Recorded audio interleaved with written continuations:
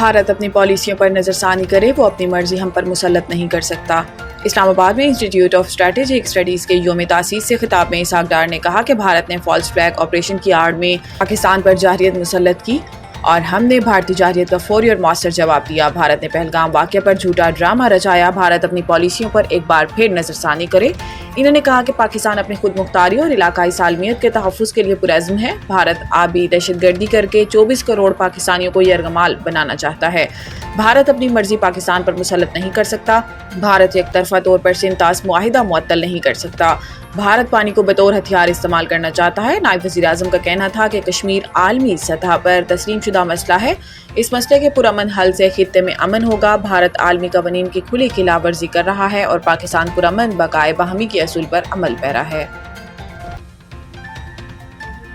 Budget میں tax چھوٹ حاصل کرنے والے اداروں کی فہرست میں اضافہ۔ تفصیلات کے مطابق اس میں سابق صدر پاکستان اور ان کی بیوہ کی pension, state bank of Pakistan اور state bank of Pakistan banking service corporation, federal board of revenue foundation, Pakistan council of scientific and industrial research اور Pakistan water and power development authority کو ٹیکس چھوٹ دی گئی ہے۔ اس کے علاوہ Pakistan agricultural research council, Pakistan water and power authority کی کارپوریٹائزڈ ادارے، وزیر اعظم خصوصی فنڈ برائے دہشت گردی کے متاثرین، وزیر اعلیٰ پنجاب ریلیف فنڈ برائے خیبر پختونخوا کے بے گھر افراد، I D Ps, national disaster risk management fund اور سپریم کورٹ آف پاکستان کو ٹیکس چھوٹ دی گئی ہے۔ رپورٹ کے مطابق دیامر بھاشا اور محمد ڈیمز فنڈز، وزیر اعظم کا COVID relief fund 2020، national endowment scholarship for talent, securities and exchange commission of Pakistan, privatization commission of Pakistan اور فوجی فاؤنڈیشن کو بھی ٹیکس چھوٹ دی گئی ہے۔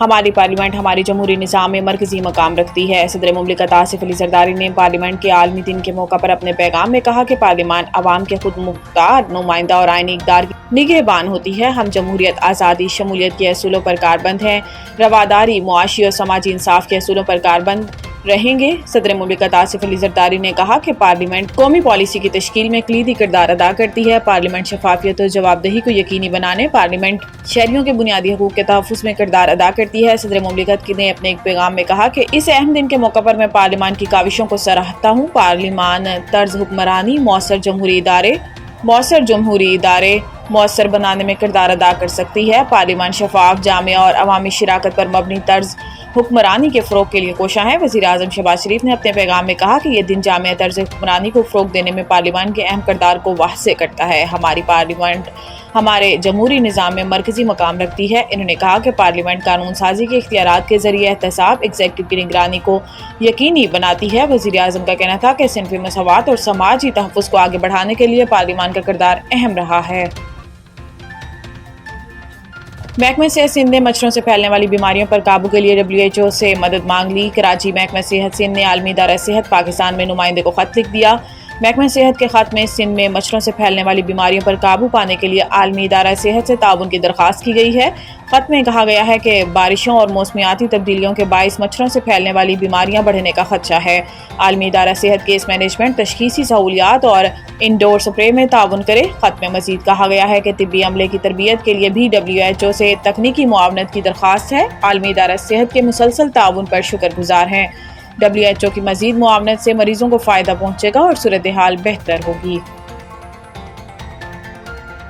پنجاب بھر میں پری مونسون کا نیا سلسلہ، آئندہ 5 دن کے لیے موسم کی پیشن گوئی۔ محکمہ موسمیات نے خبردار کیا ہے کہ لاہور سمیت صوبے بھر میں پری مونسون بارشوں کا نیا سسٹم آج دوبارہ پاکستان میں داخل ہو رہا ہے، جس کے باعث اگلے 4 سے 5 روز تک وقفے سے ہلکی اور تیز بارشوں کا سلسلہ جاری رہے گا اور تیز ہوائیں چلنے کا بھی امکان ہے۔ آج لاہور شہر شدید حبس کی لپیٹ میں ہے۔ دن کے اوقات میں ہلکی بارش جبکہ رات گئے تیز بارش کی پیشن گوئی کی گئی ہے۔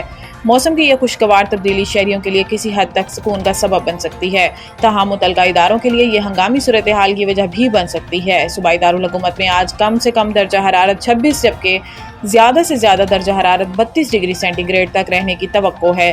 گزشتہ روز ہونے والی بارش سے نہ صرف شہری زندگی متاثر ہوئی بلکہ لاہور ڈیولپمنٹ پروگرام بھی شدید متاثر ہوا۔ متعدد مقامات پر ترقیاتی کاموں کی وجہ سے سڑکوں پر پانی جمع ہو گیا، جس سے شہریوں کی آمد و رفت میں دشواری کا سامنا کرنا پڑا۔